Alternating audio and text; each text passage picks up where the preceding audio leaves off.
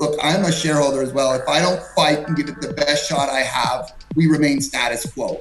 From day one, we said there's 4 things we're going to focus on: G&A, royalties, top 20 vendors, and people. We have since unlocked 5, not 1, not 2, 5 new areas. I've never seen something so aggressive and so exciting in such a short time. We owe it to our shareholders to continue this story, to continue to deliver, to continue to think differently, challenge ourselves, work outside of the box. Our share price will follow. Hello and welcome to Crux Investor. Thank you very much for watching this video. If you like it, give us a thumbs up and do leave your comments below, because we do try to get back to absolutely everyone and we greatly appreciate your thoughts and ideas. And if you haven't already done so, please click the subscription button in the corner of the screen. And if of course you want to see more videos like this, click the notification bell. We just got off the phone with Paul Huet, CEO of RNC Minerals. They're the Australian gold producer. They're listed on the TSX. Bit of a turnaround story there in 2019. Paul joined at the end of Q2, I would say, around May time, and has changed and shaken things up significantly. They've been driving costs down, lowering the AISC. They've been consistently producing gold and acquired a mill along the way. Now we talk about the Q4 numbers, which were significant. Paul is quite impassioned about those, but also equally impassioned about the 2020 guidance. It doesn't seem to be affected by things like the bushfires or indeed COVID-19, and he talks us through the reasons why. Quite a few catalyst moments in there, genuine catalyst moments, which should significantly reduce costs. So we'd like to see that reflected and see if we can hit that $1,000 mark. Anyway, if there's lots of other things to discuss, take a look in the description below. Anything that interests you in particular, you can click on that timestamp. That'll take you to that part of the video. Anyway, let's hear what Paul had to say. Hey Paul, how are you doing, sir? Hey Matt, how are you? Not bad, not bad. You're holed up at the house with the kids, the wife? Yeah, so look, it's no surprise. I've been saying this for a long time. I've got a beautiful wife and 6 children, so you can imagine it's a little stir crazy in the house, but we're certainly getting through it and following the guidance from our leaders to make sure that we stay home and do our best to prevent any of this spread. So, but you can appreciate those young ones. They feel like there's bars on their rooms here, so they're ready like Mike Tyson to fight their way out. Well, I know. We've got them all at home as well with animals and to boot, but we will get through this. Look, thanks for the call. We were really pleased to see your fourth quarter numbers come out, and I'd like to talk to you about some of those numbers, because I keep saying to people this is one of the turnaround stories of last year. When you kind of joined as CEO, was it May, June last year, and also I'd like to talk about what 2020 looks like, if you don't mind. If you can give us some idea of what the plan is, what the targets will be, and what you're hoping to achieve. So, but let's kick off with the fourth quarter numbers. You got to be pleased. Yeah, look, it's hard not to be pleased. In fact, we on several metrics we did slightly better than we had anticipated, and I think the thing to remember here, Matt, is that a lot of these things that we're doing are first time. It's the first time the company has its own mill. It's the first time the company ever put out guidance. It's the first time we're held accountable to numbers. Let's just talk about our guidance. We outperformed our guidance by 2,000 ounces, coming in at 51,000 ounces. A lot of these metrics that are normal for everyone, where you seem to just go, well, they should be doing it's normal. They're big steps because the company had never done it. Putting together budgets, mill availabilities. Our mill came up significantly by almost 4%. So on metric after metric after metric, all these things together, they pay off. And look, the best report card we have is the gold bars at the end of the stream and the cash in the bank. So nobody can deny cash in the bank and the gold bars in treasury. But you've always talked about the 4 areas of business that you would look at. Now, clearly, you got to cut costs. And have you been doing that? I mean, how have you been doing that? What are the things that are working for you on that first one? Yeah, look, and thanks for asking that question, because I'll tell you, what we look at is really, are our efforts working? Are the things we're doing and our plans coming together as anticipated? And in our situation, we were very clear on identifying 4 main areas that we believed could cut our all-in sustaining costs and get us to that target. We're targeting $1,000 an ounce, which we will get to. So when you think about those 4 things, one of them was G&A. We realized G&A, where it's at, maybe at about $160 an ounce. There's a lot of room for improvement, and we have been working on that. We've been making some tremendous changes internally. We've reduced the office significantly. That's an area that we've made some huge changes. We talk about people. You can never underestimate the people. So we've repeated some of the metrics, but they're worth mentioning. If you talk about putting the right people in place, when I joined Graham Game, he had 2 new GMs come. We brought in, them guys had a network. They brought in about 87 people. And let me tell you something, how that is impacting us so much today. We talked about how our turnover rate dropped from 87% down to around 16, 18%. But one thing we didn't mention when we were talking about that is the circle, or that network that these guys brought in, most of them were local. Graham was born in Norseman, which is just south of our operations. Those people that followed Graham were around the community. So how does that help us today? We didn't anticipate that before. It was reducing our costs because fly in, fly out. We have a lot less people flying in, flying out. We are able to sustain and keep our operations, our mill running, our doors running, because we don't have such fly in, fly out. And the government are imposing a lot of strict metrics. Look, by having Graham, we've said from day one, putting in the right team matters, and we're seeing it matter so much today. It has helped us.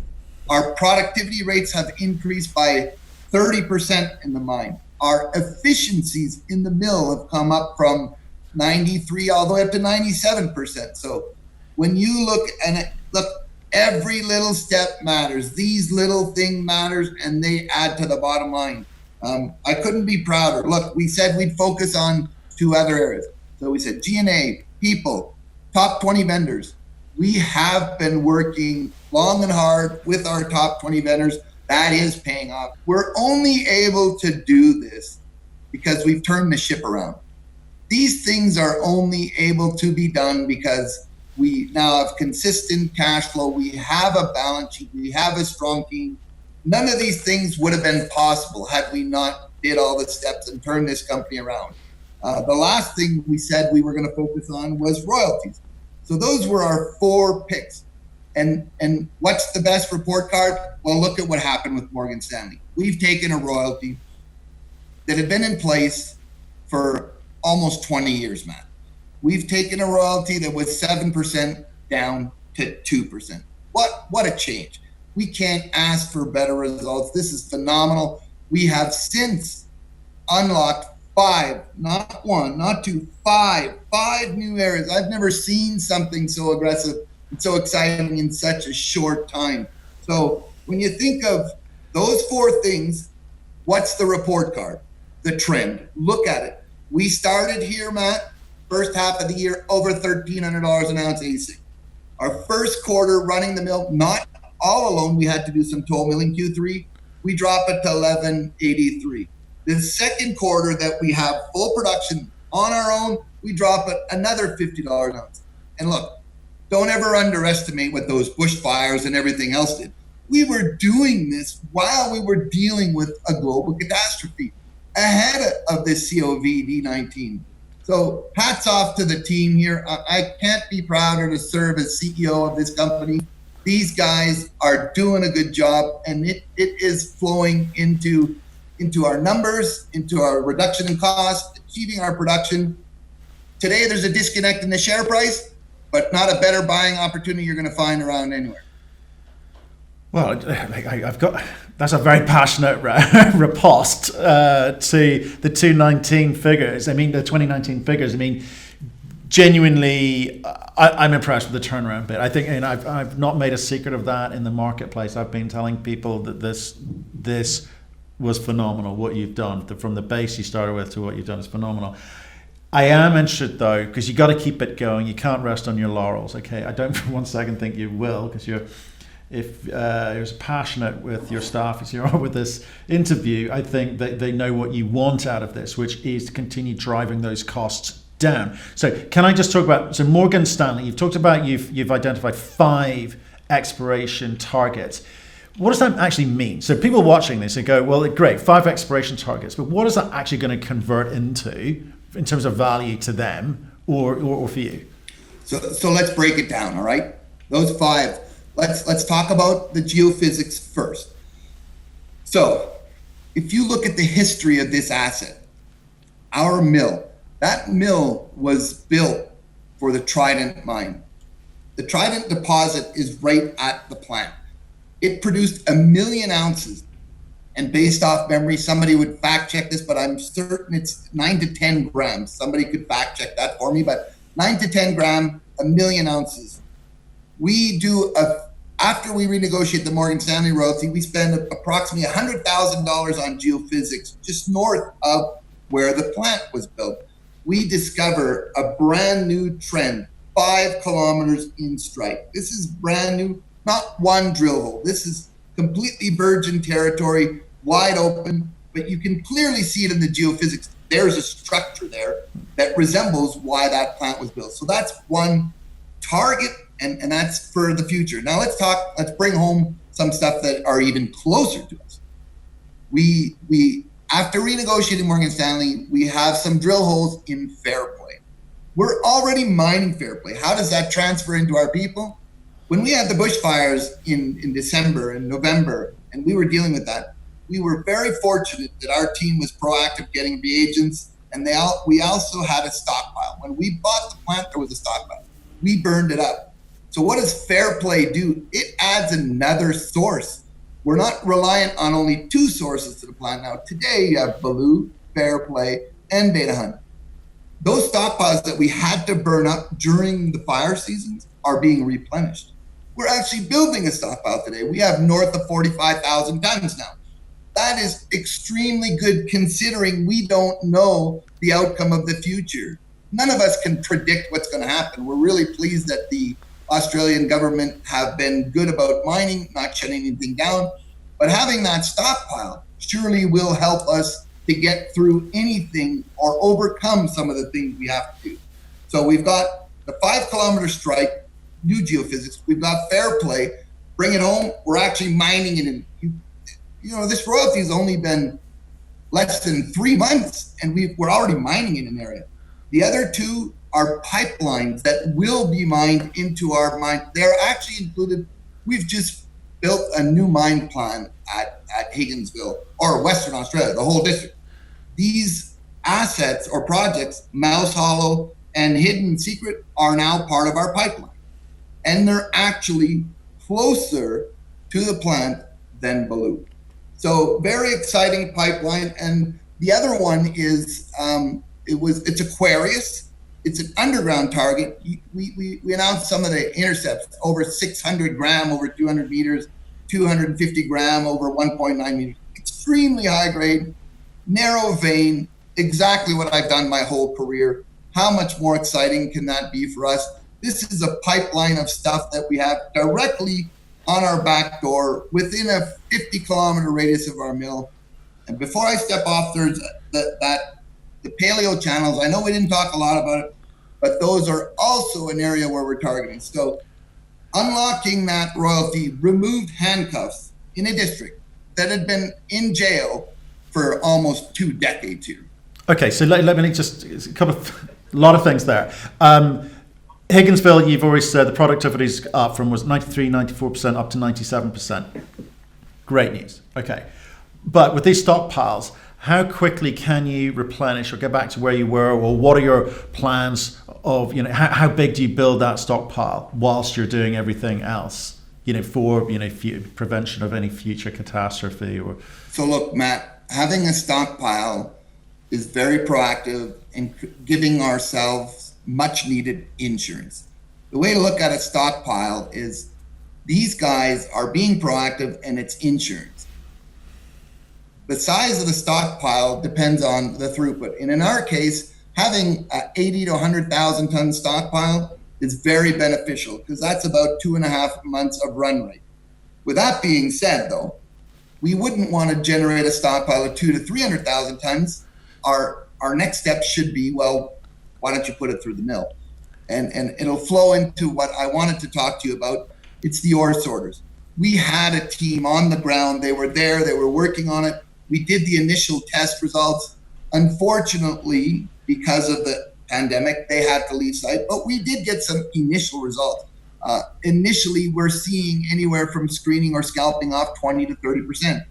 That's a big difference, Matt. Think of any time, if you're going to haul from any of our sources, if this, once we get this completed, if we can scalp off 20% of the tons, instead of moving 100,000 tons at $7 a ton, running it through the mill at $29 a ton, you're going to do 80,000 tons instead of 100,000, but get the same amount of ounces. Well, then you're really doing something smart here. So I know it's early. We didn't complete the work, but we had started. We were excited about the initial results. It appears positive. Once we're allowed and once we're permitted, we will really step that up and follow through with it. So back to your question is stockpile. What's the rate? In our case, 80 to 100,000 ton gives us that insurance that we want, that flexibility, so that if anything happens, we need to anticipate. And our risk register, obviously, we have a number one risk is potentially getting shut down by the government. We could potentially run the mill alone because you could run that plant with 6 or 7 people in way different areas. So the social distance would be simple. We're anticipating the worst, preparing for the worst, hoping for the best. Putting in these insurances will help us so that we wouldn't have to deplete our cash. We're in a very unique position, Matt. Let's face it. Not a lot of juniors have the cash that we had. We ended the year strong. We were actually ready for this. None of us knew this was coming. But there's nobody in the world. I'm 51 years old. I've never seen anything like it. You talk to somebody who's 80 years old, they've never seen anything like it. We were ready. We're blessed that we have a strong balance sheet. We can get through this. We will get through this. Putting the stockpile just gives us that much more strength, not having to burn up cash and making sure we deliver. Look, we haven't even changed our guidance. I'm looking every day. You look at any press release out there. Everybody is changing their guidance because things are evolving. They're so fluid. And that might happen to us. I'm not saying it's not. Don't get me wrong here, but we haven't yet. And that's a reflection, again, on Graham, the team, us being prepared, readiness, having reagents there, having people that are local instead of fly in, fly out. So we're running with about 80% of our people here. We're being proactive. We're taking care of their health. We were the first company to hire a nurse to put her on staff at the airport, making sure people don't come in with it. If anyone had any symptoms, we make sure we quarantine them.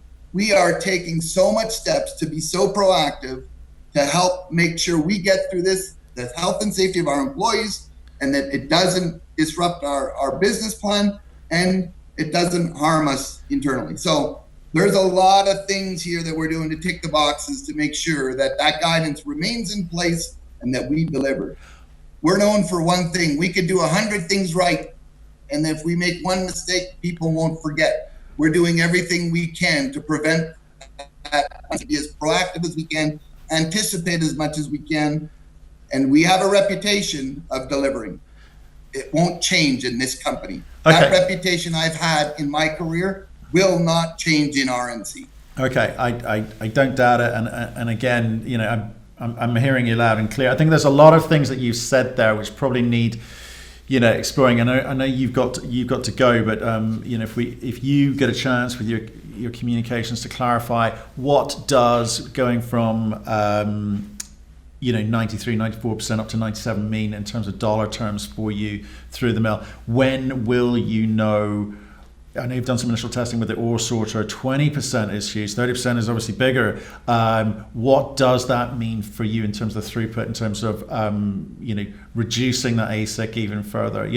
All these sorts of numbers. We as investors would like to understand what the impact is going to be on the bottom line. But I think given the timeline, I want to finish off with a big question for you, if I may, which is, you have seen the benefit of the negotiations with Morgan Stanley hitting your numbers in Q1. You have been in conversation with Maverix, but it's all quiet on the Western Front there. What's happening? When will we know? And when do you think we can start to see the benefits of that? Because the royalty that they have it's one of the biggest in the world. I've not seen a number like it. You obviously have entered discussions, presumably, to reduce that or come to a different set of terms. Have you got anywhere? Yeah, so let me just start by saying we're not oblivious to it. We know that it's a very large royalty. We get that.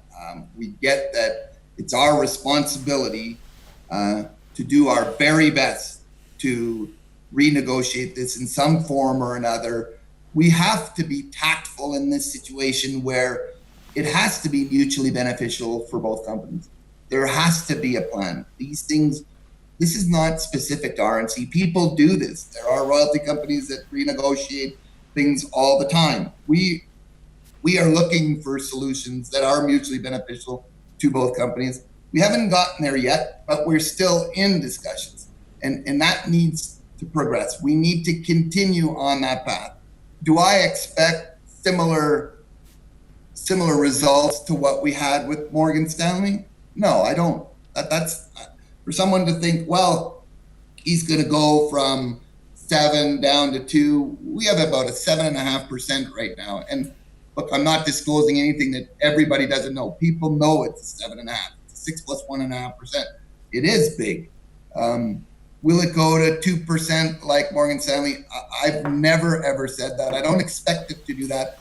I expect it can get a lot better than where it is today. And I'll just close it there, Matt, because it is something that's very important to us. I know it's important to them as well. And I'm hopeful that we will find a mutually beneficial solution for both companies. That's simple. Finish up here. The world's slightly changed in the last few weeks. A lot of the conferences that you were going to go to and continue your marketing around the world, they're not happening. I think a lot more people are going online, and I think you'll probably be doing a lot more marketing online with people like us, which obviously is a real change. But I think for the mining sector as a whole, because it's not so traditionally, big marketing sector or vertical. How are you going to be able to reach the institutional investors the way that you used to without traveling around? Because we have talked in the past about trying to get that balance between retail and institutional investment into the company. How's that going? Are you finding yourself restricted in any way? Yeah, so let's just look at some of the actuals. So I was looking at a report here just before the board meeting. We have actually added 15 new institutional names to our story. That's huge. That's pretty significant. Yeah, let's pretty face huge. it. 15 new institutions that were not shareholders before we started this turnaround. How do we meet them? It is very important that we look. If I'm asking my people, Graham and everyone in Australia, to go to work every day and be healthy and be safe, then I have to be willing as a CEO to serve them as well and step out of my comfort zone and do whatever that is I have to do, whether it's to pick up the phone and get on a video call. If that's what we need to do, then by God, we will do it. We are going to take those steps. We are going to think differently. We're coming up on a call here on April 1st. We'll set up one-on-one meetings with people virtually. If people don't have that ability, we'll set up calls. We will not sit on our hands while we ask our other members of our team to go in there day in, day out and mine this ore and put it through the plant. So on us, we just need to think differently, stay healthy. We can't be arrogant and then get out there and get sick. None of us, me getting sick or any one of my executives getting sick is not a really good solution. So we've got to stay healthy and think differently. And we already are. You know, Oliver, my senior vice president of corporate development and investor relations, he was on the call talking about several metrics of video conferencing, things we're already doing and we're going to be doing different. Look, we've got, we were just announced here last week, two of our research analysts have us in their top 3 picks of the year. So for 2020, one of them, I believe we're number 1 pick for the year. The other one just announced a couple days ago that we're in their top 3 choices of gold turnaround stories for the year. We owe it to our shareholders to continue this story, to continue to deliver, to continue to think differently, challenge ourselves, work outside of the box. Our share price will follow. You don't have success operationally with people, with ending gold bars, ending treasury, without that share price following at some point. There's a disconnect today. It won't be there forever. We will be rewarded for those long hours, the sacrifices and the efforts we put forward. Okay. You've been building up this is the final one, honestly, this time.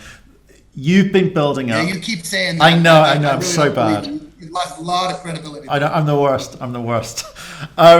You have been building up your cash position. You have been producing free cash flow. I mean, that's what I'm excited about for you guys. Because you've said to me somewhere in this conversation, your guidance for 2020 is not being adjusted for bushfires, for COVID, for any reason. You haven't taken the opportunity to say, I'm going to reduce my guidance here because you feel that you can deliver and continue to deliver consistently. That's what I've heard. So that says to me, your free cash flow will continue to happen. You will continue to build a cash reserve, and that's going to give you optionality to do some things. So I got to ask 2 questions. One, are you going to be raising any money this year, to your knowledge, today? Is it in your thinking at the moment? Absolutely not. Look, no. We have Okay. no reason to be raising money, and giving up our paper at these levels is really not a very wise decision for me at all. Okay. What do you do with this cash? You're building cash, but cash is just cash. Cash, which creates value, is more exciting to shareholders. So today, do you have any plans for that cash? Yeah, so look, organic growth is really, really directly in front of us. We have 5 new areas that we've discovered. We are going to be following up. Because we have cash, we are able to follow up on those exploration opportunities. And we are certainly doing that. This pipeline, look, Aquarius, that turns into an underground mine. That could be double or triple the average grade of the Beta Hunt underground deposit. You think that's extremely exciting for us. That's what I've done my whole career, man. My whole career, starting off as a miner in Timmins, Ontario, I was drilling and blasting in those narrow veins. So I know what it's like. There's tremendous opportunity in front of us, and we have the flexibility and option to do something about it because of our cash position. Paul, thanks so much. Matt? That was, you are, I don't know what time of the morning it is there, but you're full of energy. I want whatever you're drinking. Fantastic. Yeah.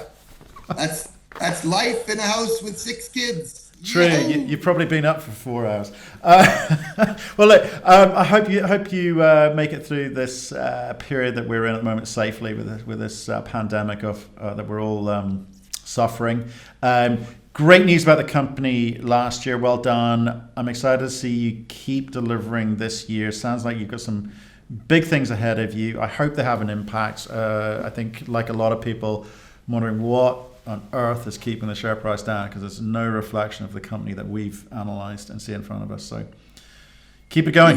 Before I sign off, I just wanted to say, I can't remember the exact number, so I won't give a number, but I know that we are really pleased that our short position is almost like obsolete. It's extremely, extremely low, which is very beneficial. And I don't want to give you the exact numbers. Maybe you can research them or get one of my guys, but I know that they've been cut down to next to nothing. We looked at the top 30 short. We're not even anywhere near that. Whereas before, we would always be in the top 10. So, yeah. Look, in closing, RNC is in a different position. We're very passionate about what we do. We'll continue to deliver. We'll make sure our people stay healthy. And our shareholders, those that are with us that are continuing to buy, they'll be rewarded. They're not going to regret it. So onwards and upwards. Indeed, sir. Okay, well, thanks for your time, and we'll speak to you again. Cheers. Take care. Cheers.